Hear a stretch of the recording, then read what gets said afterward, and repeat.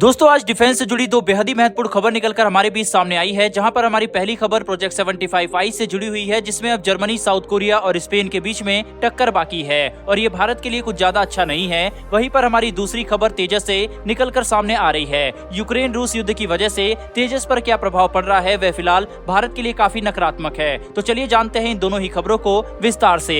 लेकिन उससे पहले अगर आप चैनल पर पहली बार आए हैं तो चैनल को सब्सक्राइब कर बेल नोटिफिकेशन को अवश्य दबा लें, जिससे हमारी आने वाली ऐसी वीडियो आप तक सबसे पहले पहुंच सके। दरअसल दोस्तों हिंद महासागर में भारतीय नौसेना के बढ़ते खतरों और चुनौतियों की वजह से भारत अपनी सबमरीन के बेड़े को और ज्यादा मजबूत करना चाहता है, जिसके लिए भारत ने प्रोजेक्ट 75I की शुरुआत की ताकि हम 6 डीजल कन्वेंशनल अटैक सबमरीन खरीद सके और वह भारतीय नौसेना की शक्ति को कई गुना ज्यादा बढ़ा देती, क्योंकि इसके तहत भारत को ट्रांसफर ऑफ टेक्नोलॉजी भी मिलती, साथ ही इन सबमरीन को भारत के अंदर ही बनाया जाता। तो ये कुल मिलाकर भारत के लिए काफी अच्छा सौदा होता। लेकिन बात यहाँ पर अटक गई जब भारत ने इस टेंडर के तहत एक बात साफ कर दी कि जिस भी देश को इस टेंडर के तहत अपना सबमरीन ऑफर करना है उसे एक sea proven air independent propulsion system Bharat को देना होगा। और फिलहाल केवल 2 ही ऐसे देश हैं जिनके पास सी प्रूवन एयर इंडिपेंडेंट सिस्टम मौजूद है। पहला है जर्मनी और दूसरा है साउथ कोरिया। वहीं पर स्पेन बीच में अटका हुआ है, यानी कि स्पेन ने भारत को जो S-80 क्लास की सबमरीन ऑफर की है उनमें एयर इंडिपेंडेंट प्रोपल्सन सिस्टम तो आता है,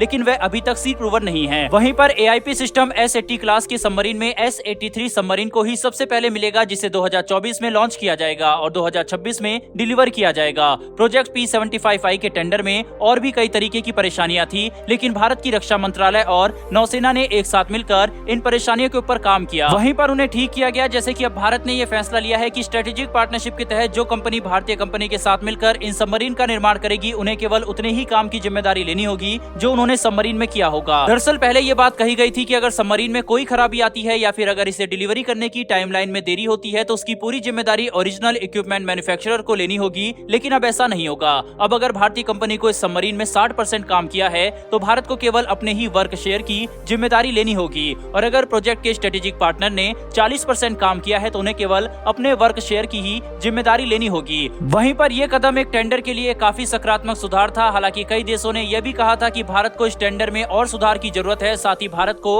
अपने sea proven air independent propulsion system की डिमांड में भी बदलाव करना पड़ेगा। लेकिन भारत ने ऐसा करने से साफ मना कर दिया है। भारत ने यह बात साफ कर दी है कि हम हमारे नौसेना की रिक्वायरमेंट में कोई भी कमी नहीं करेंगे, यानी कि जो तकनीक भारत के लिए हिंद महासागर में अपना दबदबा बनाने के लिए जरूरी है उसमें भारत कोई भी समझौता नहीं करेगा। एक sea proven air independent propulsion system न होने की वजह से फ्रांस, रूस और स्वीडन जैसे देश तो पहले ही इस टेंडर से बाहर हो चुके हैं। अब आप ये सोच रहे होंगे कि आखिर ये AIP सिस्टम भारत के लिए इतना जरूरी क्यों है। दरअसल दोस्तों AIP सिस्टम भारत के लिए काफी ज्यादा महत्वपूर्ण है, क्योंकि यह हमारी सबमरीन के पानी के अंदर रहने की क्षमता को कई गुना ज्यादा बढ़ा देती है।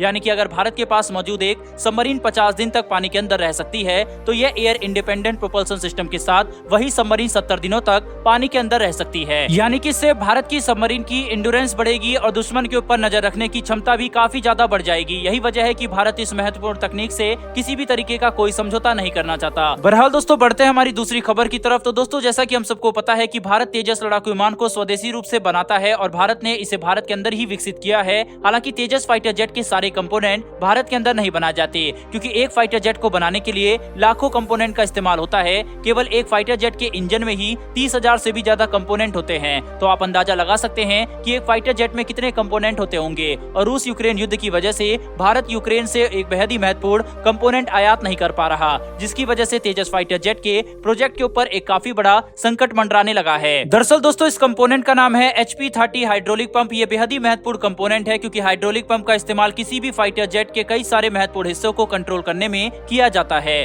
तेजस फाइटर जेट के अंदर एक digital fly by wire control system आता है, यानी कि इस हाइड्रोलिक पंप को काबू करने के लिए किसी मैकेनिकल पार्ट का इस्तेमाल नहीं होता, बल्कि कंप्यूटर से ही इसे संदेश दिया जाता है और ये फाइटर जेट में मौजूद जरूरी कंपोनेंट के साथ मिलकर फाइटर जेट को उड़ाने में मदद करता है। हालांकि रूस यूक्रेन युद्ध की वजह से भारत इस महत्वपूर्ण कंपोनेंट को यूक्रेन से आयात नहीं कर पा रहा और इसीलिए तेजस प्रोजेक्ट के ऊपर एक बड़ा संकट मंडराने लगा है। हालांकि भारत ने इसका हल निकालने के लिए इस पार्ट को स्वदेशी रूप से निर्मित करने का लक्ष्य रखा है, ताकि भारत के अंदर तेजस फाइटर जेट के इंडिजनाइजेशन का दर भी बढ़े और भारत इस क्षेत्र में भी आत्मनिर्भर हो जाए। बहरहाल दोस्तों इस वीडियो में इतना ही। इस पर आपकी क्या राय है कमेंट बॉक्स में लिखकर जरूर बताइएगा। साथ ही डिफेंस और वर्ल्ड अफेयर से जुड़ी ऐसी वीडियो के लिए चैनल को सब्सक्राइब कर बेल नोटिफिकेशन को अवश्य दबा लें। फिर मिलेंगे ऐसी एक नई वीडियो के साथ। धन्यवाद। जय हिंद।